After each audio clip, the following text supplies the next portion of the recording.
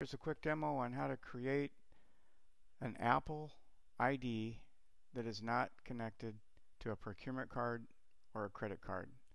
I've opened iTunes and I'm on a Mac, but it doesn't matter, either Mac or PC. You just want to launch iTunes. And from within iTunes, just looking on the left-hand side over here, we want to make sure that we're in the iTunes Store. Going across the top menu, we're in the Home window, but we want to move over to the Apps window. So I go over to Apps,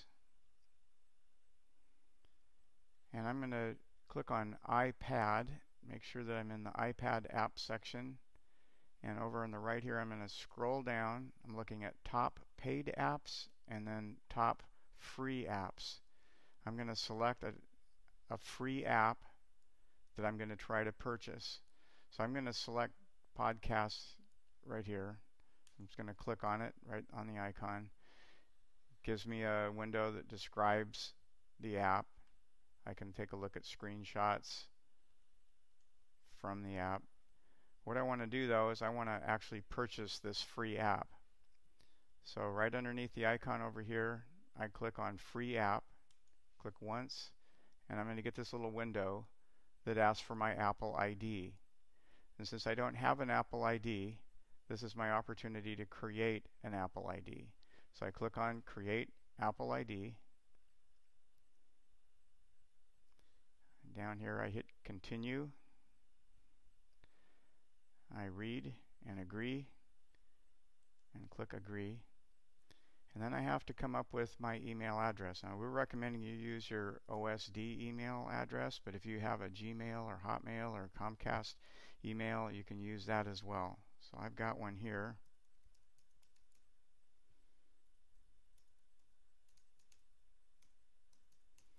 So there's a home account that I'm going to use for this Apple ID.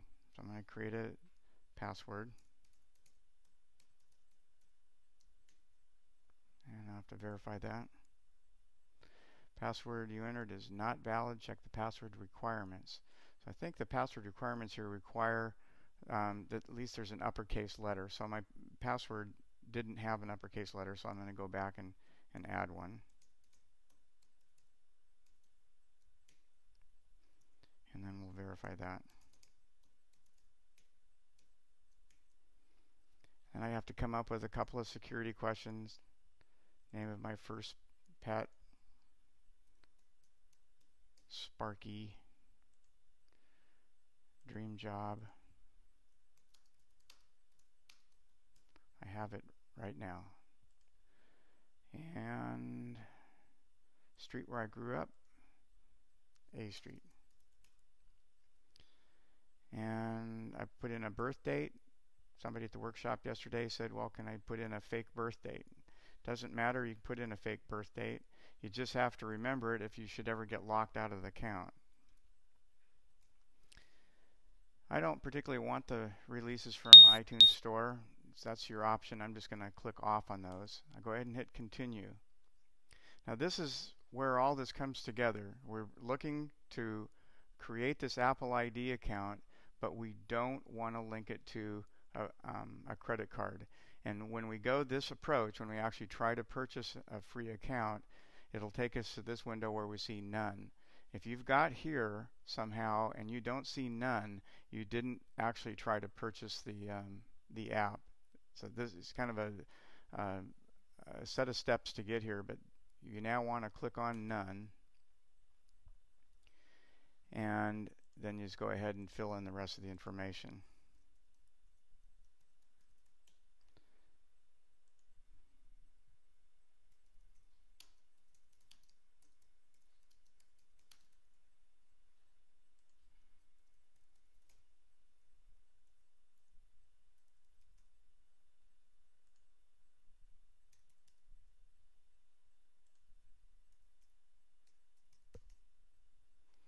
So I'm now at the point where I've done all the entry of data.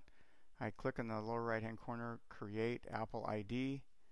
A verification email has been sent to my address. I'll check that to finish creating my Apple ID. So I hit OK. and it says you've not verified your account. Click OK to review the instruction on how to verify your account.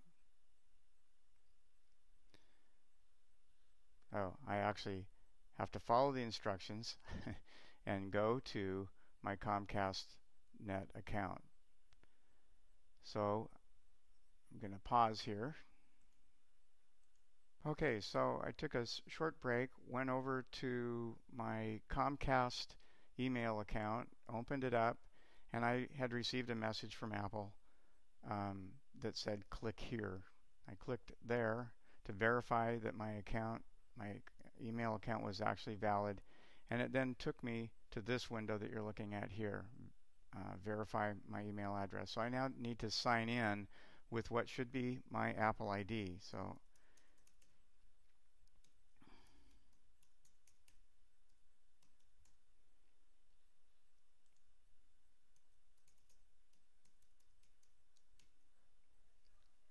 and I hit verify address. Email address has been verified. I'm now good to go. I've now completed the process. My rmoreset@comcast.net is my new Apple ID, and I can go to the store to download any free app at this point.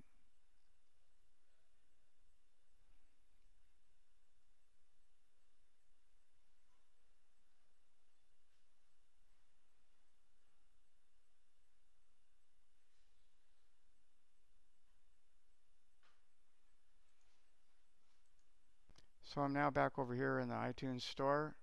My Apple ID is now ready to use. Start shopping. You can see up in the upper right hand corner my Apple ID shows, and I have the ability to sign out if I want, or I can check the account to see what activity I've had, the history of purchases with that account, or I can just go to start shopping. So I can actually just go here and go back to the original app that I wanted to download. In this case, free app, podcasts. I go back to free app. I think I've already downloaded this, but anyways, it comes up. It knows my Apple ID because I've already signed in. I just have to verify with a password. And see my account information just to verify it. And now I'm downloading podcasts. I had to go actually back and click it a couple of times here to get it to move. But now it's actually downloading, and I should be good to go. So there you go. Please feel free to give us a call if you need any help. Thank you.